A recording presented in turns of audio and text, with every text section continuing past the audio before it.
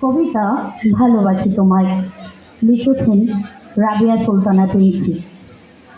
আমি যুদ্ধ দেখিনি, যুদ্ধের ভয়াবহতার কাহিনী শুনেছি। কি দুর্ধর্ষ, কি ভয়াবহ, কি অমানবিক। সন্তান হারা মায়ের আর্তনাদ, ভাই হারা বোনের কান্না, সম্ভ্রম হারা নারীদের চিৎকার।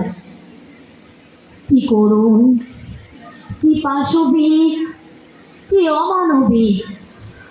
কিন্তু ওরা হার মেনেছে স্বাধীনতার কাছে, লাল সবুজের পতাকার কাছে।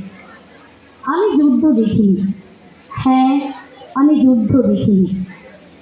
অনুভব করি সাহসী বীরদের আত্মত্যাগ, নতমস্তকে জানাতে পারি সশ্রদ্ধ সালাম।